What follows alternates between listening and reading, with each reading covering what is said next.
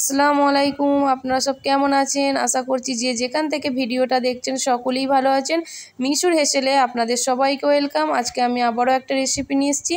আজকে আমি করে দেখাবো একদম অন্যরকম স্টাইলের চিকেন রেসিপি। সেটা ভাত বা রুটি আপনারা সবার সাথেই কিন্তু খেতে পারবেন। তাহলে চলুন দেখা যাক কী কী উপকরণ লাগছে এই চিকেন রেসিপিটা করতে।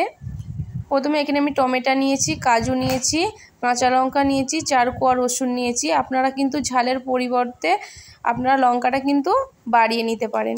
আর দিয়ে দিচ্ছি 2 চামচ টক দই। অল্প করে জল দিয়ে এই দইটাকে আমি ফিটিয়ে নেব। আপনারা কিন্তু আদা যদি কাঁচা থাকে ঠিক রসুনের মতন এরকম ছিলে কিন্তু আদাটাকেও এখানে সিদ্ধ করে নিতে পারেন।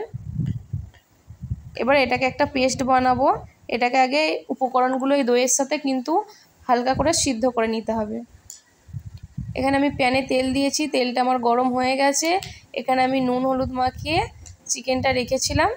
বেশিক্ষণ কিন্তু রাখতে হবে না। এবার এটাকে হালকা করে ভেজে নিতে হবে।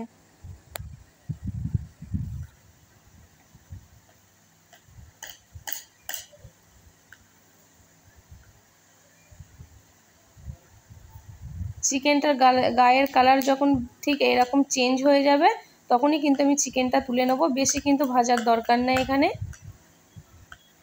চিকেনগুলো আমি একটা করে তুলে নিচ্ছি। এই তেলটার মধ্যেই আমি রান্না করব। এই তেলটা আমি দিয়ে দিচ্ছি, দারচিনি দিয়ে দিচ্ছি, লবঙ্গ দিয়ে দিচ্ছি, এলাচ দিয়ে দিচ্ছি আর গোটা গোলমরিচ দিয়ে দিচ্ছি ফোড়নের জন্য। আর দিয়ে দিচ্ছি একটা বড় সাইজের পেঁয়াজ।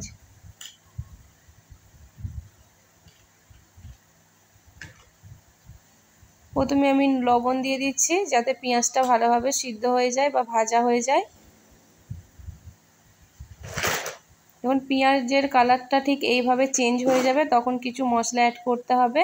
যেমন 1 চামচ হলুদ গুঁড়ো দিচ্ছি, 1 চামচ লঙ্কার গুঁড়ো। আপনারা যদি ঝাল বেশি খান তাহলে লঙ্কার গুঁড়োটা বাড়িয়ে নেবেন। আর দিয়ে দিচ্ছি জিরের গুঁড়ো আর আদার পাউডার দিয়ে দিচ্ছি। মানে কাশ্মীরি লঙ্কা 1 চামচ দিয়ে দেবেন, সেটা আমার স্কিপ হয়ে গেছে। আপনারা কিন্তু কালারের জন্য দিতে পারেন। এবার যে পেস্টটা আমি করেছিলাম সেই পেস্টটা আমি এখানে দিয়ে দিচ্ছি।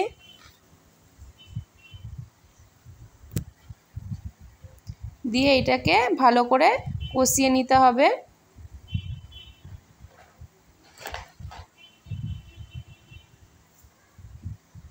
দিয়ে আবারও বাটি জল আমি অল্প করে দিয়ে দিচ্ছি।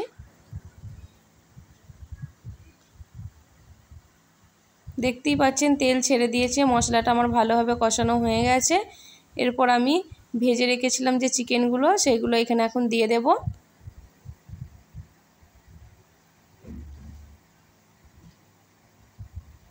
দিয়ে আবারও ভালোভাবে কিন্তু কষিয়ে নেব। এখনও কিন্তু আমি জল দিইনি। এটা কিন্তু জলটা অল্প ইউজ হবে, বেশি জল দেওয়া হবে না। এটা ঘন ঘন কিন্তু নাড়তে হবে, নাহলে কিন্তু নিচেই বসে যাবে। যত ভালো করে কষবেন ততই কিন্তু রান্নাটা খেতে ভালো হবে। আমি কিন্তু মাঝে মধ্যেই কিন্তু নাড়ছি। দেখতেই পাচ্ছেন তেল ছেড়ে দিয়েছে, মানে ভালো করে চিকেনটাও কিন্তু আমার কষানো হয়ে গেছে।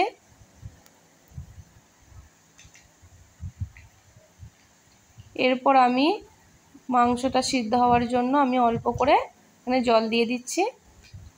আর কিন্তু আমি জল দেব না, এটার মধ্যে কিন্তু সিদ্ধও হয়ে যাবে আর আমার গ্রেভিটাও কিন্তু রেডি হয়ে যাবে। এবার আমি মিডিয়াম আঁচে এটাকে রান্না করে নেব। ঢাকা দিয়ে দিচ্ছি। দেখতেই পাচ্ছেন গ্রেভিটা একদম রেডি হয়ে গেছে। যেহেতু দই দেওয়া আছে তাই কালারটা এখন, যেহেতু এটা ফুটছে গরমে তাই সাদা মতন লাগছে, কিন্তু রেস্টের পর এটা কালারটা একদম কিন্তু চলে আসবে। আর যে যেমন ঝাল খাবেন সেই পরিমাণে কিন্তু আপনারা ঝালটা ইউজ করবেন। এখানে আমি দিয়ে দিলাম মিট মশলা দিয়ে দিয়েছি আর দিয়ে দিচ্ছি ধনেপাতা কুচি। যেহেতু আমার মাংসের গ্রেভিটা রেডি হয়ে গেছে, এবার আমি কিছুক্ষণ রেস্টে এটা রেখে দেব। দেখতেই পাচ্ছেন কালারটা কিন্তু কত সুন্দর এসেছে এবং খেতেও কিন্তু খুবই সুন্দর হয়। এইভাবে যদি আপনারা চিকেন রান্না করেন তাহলে ভাত বা রুটি দুটোর সাথেই কিন্তু খেতে পারবেন। আর গ্রেভিটা দেখুন পাতলাও নয় খুব গাঢ়ও নয়, ঠিক এইভাবেই রাখবেন। আমি একটা জায়গায় সার্ভ করে আপনাদের এখানে দেখাচ্ছি। দেখুন কত সুন্দর লাগছে, কত লোভনীয় হয়েছে। যদি রেসিপিটা ভালো লাগে অবশ্যই বাড়িতে একবার হলেও ট্রাই করবেন। আর রেসিপিটা ভালো লাগলে অবশ্যই লাইক, কমেন্ট আর সাবস্ক্রাইব করতে ভুলবেন না। আপনাদের লাইক, কমেন্ট আর সাবস্ক্রাইবের জন্য আমি নিত্য নতুন ভিডিও দিতে আরও উৎসাহিত হব। আল্লাহ হাফেজ।